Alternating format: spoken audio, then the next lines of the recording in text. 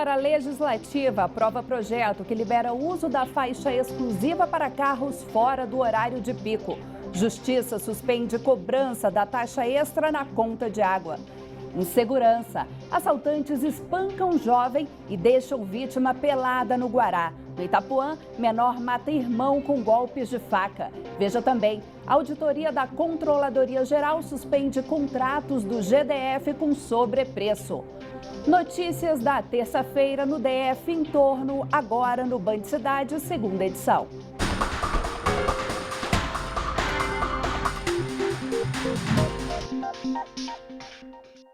Olá, boa noite. Os deputados distritais derrubaram o veto do governador Rodrigo Hollenberg e aprovaram ontem o projeto de lei que libera o uso das faixas exclusivas para carros fora do horário de pico. O repórter Rodrigo Nunes tem detalhes ao vivo. Boa noite, Rodrigo. Essa mudança começa a valer já a partir de quando? Boa noite, Camila. Boa noite a todos que acompanham mais essa edição do Band Cidade. A mudança só começa a valer quando for publicada no Diário Oficial. Como ainda não existe a previsão de quando isso irá ocorrer, a mudança ainda não está valendo. Já o Buriti garantiu que vai recorrer à Procuradoria-Geral para que a mudança seja suspensa. Se a mudança realmente ocorrer, os motoristas vão poder usar a faixa exclusiva em qualquer horário aí que não seja de pico. O DF tem faixas exclusivas na IPTG, como a gente consegue ver nas imagens do repórter cinematográfico Sidney Vicente, na EPNB, no setor Policial Sul e na W3 Norte e Sul. Esse projeto já havia sido aprovado em 2012, mas foi vetado pelo GDF à época. A infração por trafegar nas faixas exclusivas é considerada gravíssima. A multa é de R$ 293,47, mais 7 pontos na carteira. De acordo com o GDF, o objetivo aí não é reduzir o horário de uso das faixas exclusivas e sim expandir as faixas exclusivas aí para outras vias aqui do Distrito Federal. Camila. Obrigada, Rodrigo. O Tribunal de Justiça do DF decidiu suspender a cobrança da taxa extra de até 40% na conta de água. A CAESB alegou que a medida precisava ser adotada por conta da crise hídrica que o DF enfrenta. Mas a justificativa não convenceu a Defensoria Pública do Distrito Federal, que moveu a ação. Na decisão, o juiz entendeu que a taxa extra representa uma elevação abusiva de preço sem justa causa, já que a CAESB não conseguiu comprovar que a baixa nos reservatórios provocou dificuldades financeiras para a companhia. O magistrado destacou também que a tarifa de contingência deveria ser usada para cobrir custos adicionais e não como ferramenta de incentivos à diminuição do consumo. E determinou ainda que, caso a média consumida pelo cliente esteja acima do possível, deve ser realizado o aumento do preço do metro cúbico mediante o processo legal. E ainda falando de água, atenção consumidores. A partir desta quarta-feira, a CAESB vai reduzir a pressão das torneiras no Riacho Fundo 2, Recanto das Emas, Gama e Santa Maria. Na semana que vem, as regiões atingidas serão Águas Claras, Arniqueiras, Taguatinga, Riacho Fundo 1, Parkway, Candangolândia e Núcleo Bandeirante. A chuva dos últimos dias aumentou o volume dos reservatórios. O do Descoberto está em 23,31%. O de Santa Maria atingiu 41,13%. O Tribunal de Justiça do DF esclareceu que a decisão só vale depois que a DASA e a CAESB forem notificadas, o que deve acontecer nos próximos dias. Perigo no Jardim Botânico. Moradores e comerciantes reclamam dos constantes acidentes na pista de acesso à região. Além da alta velocidade dos carros, a comunidade denuncia a falta de infraestrutura e pardais. Veja. Arlete trabalha num dos condomínios da região do Altiplano Leste e São Bartolomeu, próximo ao Jardim Botânico, desde fevereiro. Ela diz que o trajeto da parada de ônibus para o local de trabalho é muito perigoso. Os carros passam em alta velocidade. Infelizmente aqui não há acostamento, não há calçadas, não há faixa de pedestres, não há sinalização. Então, todos os dias a gente tem que vir caminhando e a gente se sujeita a vir na via junto com os carros, correndo o risco de sofrer um atropelamento, né? O Outra dificuldade é que a estrada São Bartolomeu não tem calçada. Aí o pedestre tem que andar em meio a pedras, tábua com pregos, galhos de árvore, entulho, ou a outra opção seria voltar para o asfalto e correr o risco de atropelamento, não é mesmo? A dificuldade aqui é bastante, né? Enorme, há muito tempo já. Descem aqui todo dia de manhã, às 6 horas da manhã, dezenas de mães de famílias que trabalham nessas residências. E o que ocorre? Todas elas expostas ao perigo de morrer. Arlete diz que a situação piora para os pedestres quando chove na região. O espaço que a gente costuma utilizar como calçada fica alagado. Então, tem alguns lugares que a gente consegue sair da pista, então nesse período não tem condições. Aí a gente vem do ponto de ônibus até aqui, literalmente na via. Este morador diz que os vizinhos precisam se unir para que melhorias na infraestrutura cheguem à região. Estamos criando uma discussão para um movimento comunitário para agendar justamente melhorias dos serviços públicos aqui, em relação à mobilidade, em questão de iluminação pública, em questão de segurança, em questão de lixo. Então, para isso é importante que as pessoas entendam e participem dos movimentos para reforçar essa articulação e essa cobrança perante o poder público. A administração do Paraná, responsável pela área, informou que está fazendo um levantamento dos pontos que necessitam da implantação de calçadas e outras demandas. Já o Departamento de Estradas e Rodagens informou que a velocidade da pista é de 60 km por hora e garantiu que, para evitar novos acidentes, vai construir uma rotatória no local. O DR disse ainda que nessa região existem 2 controladores de velocidade e que os agentes vão intensificar a fiscalização no trecho. Medo no Guará. Um rapaz foi espancado e teve as roupas furtadas hoje cedo após um assalto na quadra 38. A polícia militar agiu rápido e prendeu os 3 acusados logo depois do crime. Um outro homem também foi detido. Ele não participou do roubo, mas estava com os assaltantes e ainda carregava porções de maconha. Em nota, a polícia militar informou que de janeiro a agosto foram registradas 830 ocorrências de roubo no Guará. Disse que o policiamento é feito com carros, motos e até bicicletas. A PM informou ainda que essa semana começou o policiamento intensivo de Natal. O reforço vai contar com 20% a mais do efetivo de policiais nas ruas. O vice-diretor de uma escola em Planaltina foi preso suspeito de obrigar um aluno a ficar descalço em sala de aula. O caso aconteceu ontem no Centro de Ensino Fundamental do Arapuanga. O professor teria punido a criança por ter ido à escola de chinelo. No vídeo, o menino aparece de cabeça baixa, descalço e chorando, sentado na carteira da sala de aula. De acordo com a denúncia recebida pelo Conselho Tutelar da cidade, o diretor da escola, Jordenes Ferreira da Silva, teria humilhado a criança porque ela foi à aula usando chinelos. Ainda conforme a denúncia, o diretor teria pisado no pé do menino como castigo. O vice-diretor foi levado para a 30ª Delegacia em Planaltina, onde prestou depoimento e foi liberado. O vice-diretor da escola não foi afastado da função. Em nota, a Secretaria de Educação diz que vai apurar a denúncia. Se comprovada, ele vai responder a processo disciplinar e pode ser exonerado. Cláudio Humberto. Olha, preso em flagrante o diretor ou vice-diretor Valentão do Centro de Ensino Fundamental Arapuanga, em Planaltina, que maltratou e humilhou um menino de apenas 12 anos por calçar sandálias. Ele nem sequer esquentou lugar na delegacia, foi logo liberado.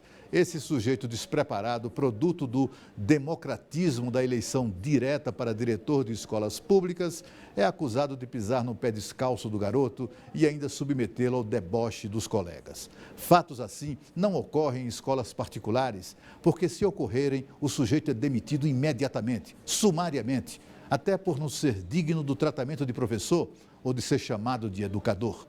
Mas como se trata de escola pública e de aluno pobre, há um longo e penoso caminho a percorrer sob o biombo da estabilidade do emprego e a proteção de sindicalistas e de uma elite burocrática que perdeu completamente o respeito pela população que a sustenta e perdeu também até a humanidade, como se viu nesse caso revoltante. O ano nem acabou e os pais já estão preocupados com 2017. Os gastos com material escolar pesam no orçamento da família. Por isso, muita gente recorre aos sebos como uma alternativa para economizar. Além disso, uma nova modalidade também tem atraído. São as compras coletivas. O ano letivo já está acabando, mas para Ana Cristina já é hora de pensar no início das aulas de 2017. E principalmente na compra do material escolar.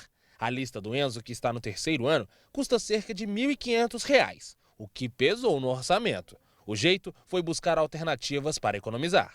Procuro com mães que têm filhos que já estão em série a mais que a dele, e aí compro livros usados, reaproveitei do meu sobrinho, que também está numa série a mais que ele, apaguei alguns livros para poder reaproveitar.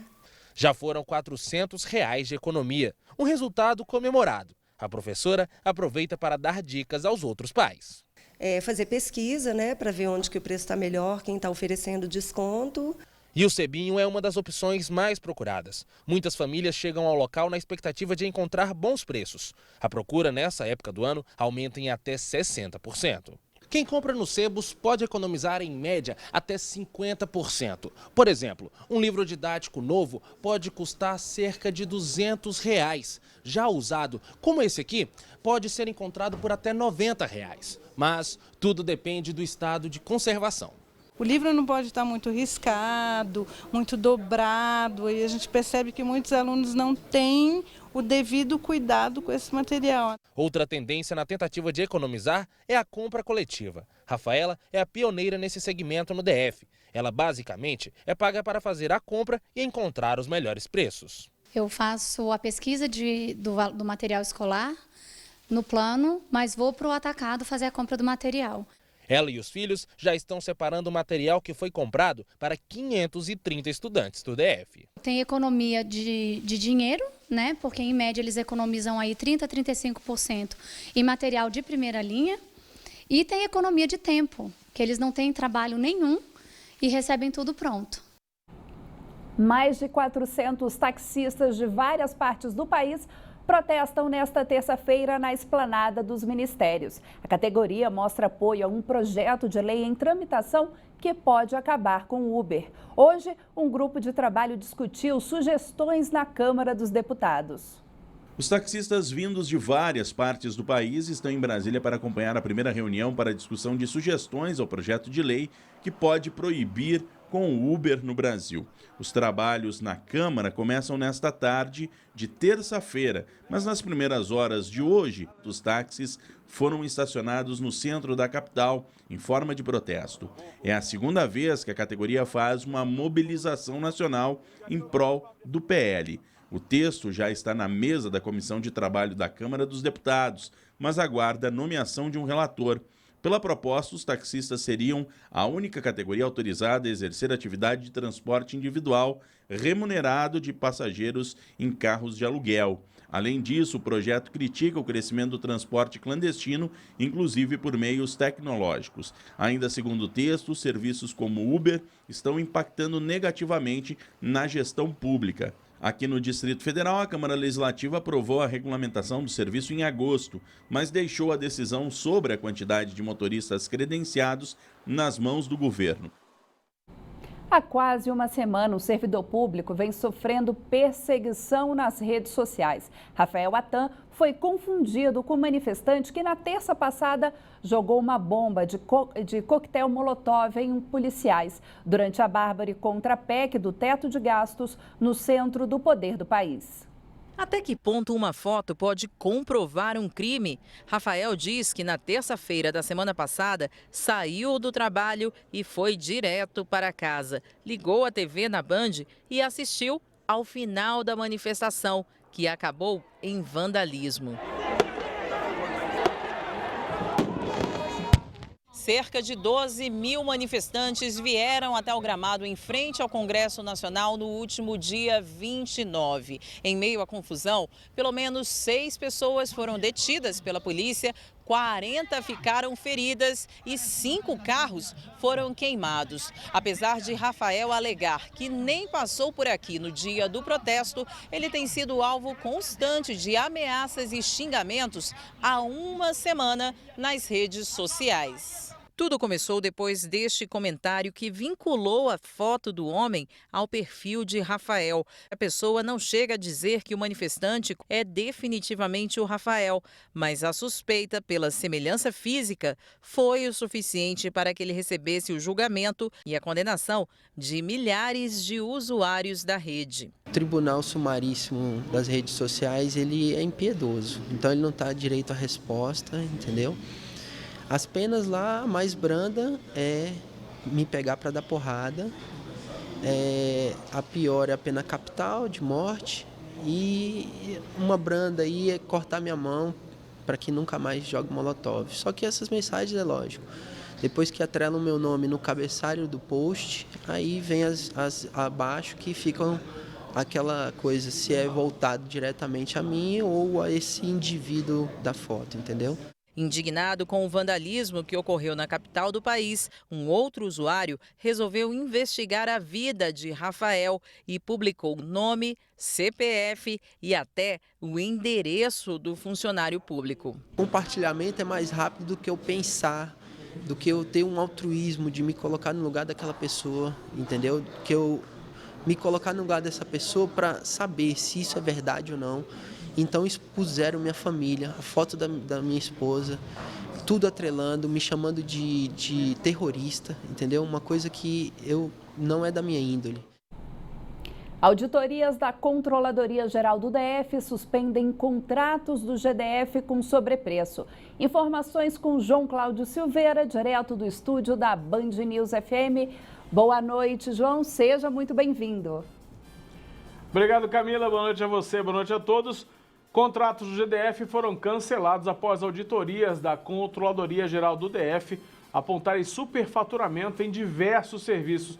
No Hemocentro de Brasília, por exemplo, foram identificados contratos suspeitos para aluguel de equipamentos. A suspensão dessa contratação gerou uma economia de 10 milhões de reais. Na Secretaria de Saúde, foram contratados serviços de tecnologia e informática que deixaram de ser assinados, que economizaram cerca de 8 milhões de reais. O prejuízo calculado é referente apenas a um ano e casos de irregularidades que não forem apontadas, os contratos poderiam ter sido prorrogados. Na educação, uma contratação de um sistema de câmeras de monitoramento custaria quase 5 milhões de reais. No caso, o prejuízo apontado pela Controladoria era de cerca de 3 milhões de reais. Em todas as possíveis irregularidades identificadas, o GDF cancelou os contratos. De acordo com a Controladoria do DF, foram abertos processos disciplinares para apurar de quem seria a responsabilidade no sobrepreço. O resultado das auditorias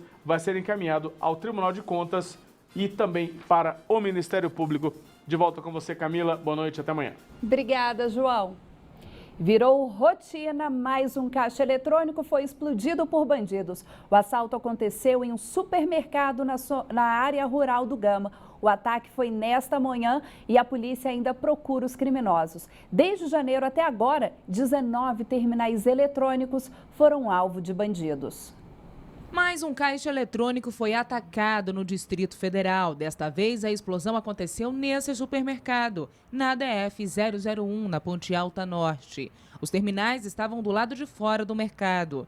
Essa moradora desabafa, dizendo que esse crime já virou rotina no Distrito Federal e pede mais segurança para a região. Tem filho que mora aqui e a gente fica inseguro, porque não está tendo segurança aqui em Brasília e mesmo no entorno.